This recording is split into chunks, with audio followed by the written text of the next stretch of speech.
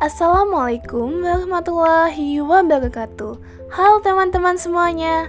Pada video kali ini, kami dari kelompok 1A Indralaya akan membahas materi biokimia yang berjudul pemisahan dan pemurnian protein. Sebelumnya, yuk kita kenalan dulu dengan anggota kelompok 1A Indralaya. Ada Nabila Andilia, Disa Yunita, dan Fiona Sisilia. Selamat menyaksikan. Tujuan, mahasiswa menguasai pondasi saintifik pada materi protein. Materi singkat, sel mengandung ratusan, jika tidak ribuan, berbagai jenis protein karena sangat penting sekali memperoleh preparat murni protein tertentu. Setelah campuran protein dibebaskan dari molekul oleh dialisis, protein dapat dipisahkan bergantung pada perbedaan sifat fisik dan kimia.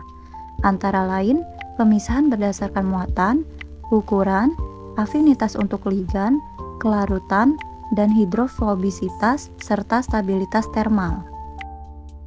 A. Dialisis. Protein dapat dipisahkan dari senyawa berdasarkan berat molekul yang ada di dalam ekstrak sel atau jaringan dengan proses dialisis. B. Kromatografi kolom. Kromatografi kolom adalah metode yang digunakan untuk memurnikan bahan kimia tunggal dari campurannya. C. Kromatografi pertukaran ion. Metode ini memanfaatkan perbedaan dalam tingkah laku asam basa dari asam amino, tetapi terdapat faktor tambahan yang menyebabkan prosedur ini efektif. D. Gel filtrasi. Gel filtrasi merupakan pemisahan protein berdasarkan ukuran molekulnya. E. Kromatografi afinitas. Kromatografi afinitas adalah metode pemisahan campuran protein berdasarkan interaksi spesifiknya, misalnya antara antigen dan antibodi, enzim dan substrat, atau reseptor dan ligan.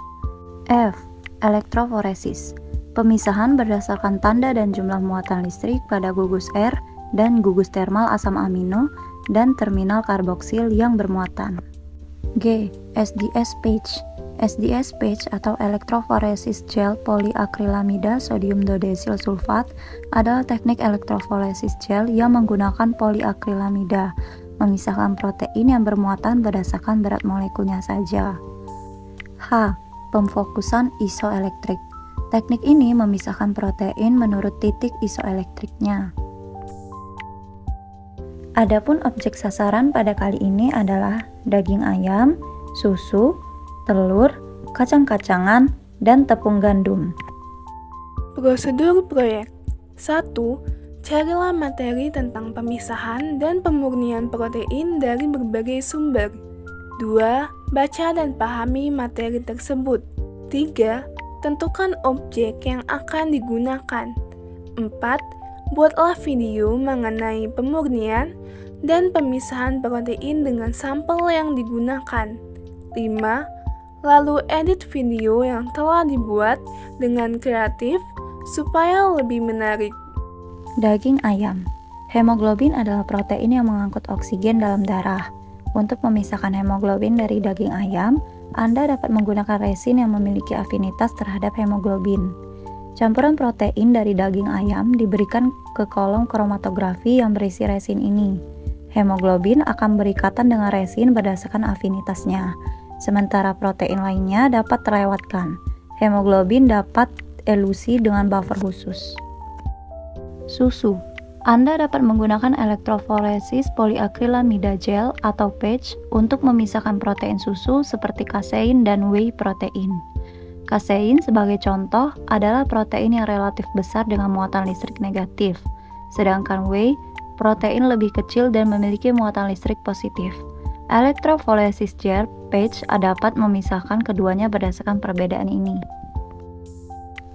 Kuning telur. Elektroforesis dapat digunakan untuk memisahkan protein dalam kuning telur, termasuk protein ovalbumin. Ovalbumin adalah protein yang utama dalam kuning telur dan dapat dipisahkan dengan elektroforesis berdasarkan muatan listriknya. Tepung gandum. Gluten adalah protein dalam tepung gandum yang bertanggung jawab untuk elastisitas dalam adonan roti dan produk gandum lainnya. Untuk menghasilkan tepung gluten murni, kita dapat menggunakan dialisis. Tepung gandum dicampur dengan air dan adonan yang terbentuk kemudian direndam dalam air lagi dan didialisis. Ini memungkinkan komponen non-gluten larut dalam air untuk berdifusi keluar, meninggalkan gluten yang lebih murni. Kacang-kacangan.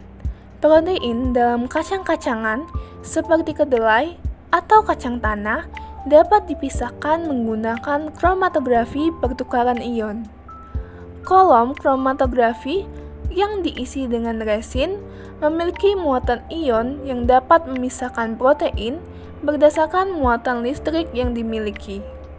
Pembahasan sebelumnya dapat kita simpulkan bahwa pemurnian dan pemisahan protein adalah proses untuk mengisolasi, membersihkan, dan memisahkan protein dari campuran kompleks yang mengandung berbagai komponen. Contoh bahan pangan dengan alat untuk pemurnian dan pemisahan proteinnya yaitu ada daging ayam yang bisa dipisahkan dengan metode kromatografi afinitas, selanjutnya ada susu yang bisa dipisahkan dengan metode SDS-Page, selanjutnya ada kuning telur yang bisa dipisahkan dengan metode elektroforensis, dan selanjutnya ada tepung gandum yang bisa dipisahkan dengan metode dialisis, dan yang terakhir ada kacang-kacangan yang bisa dipisahkan dengan metode kromatografi penukaran ion. Sekian video dari kami, semoga bermanfaat, dan terima kasih sudah menonton. Kami akhiri, wassalamualaikum warahmatullahi wabarakatuh.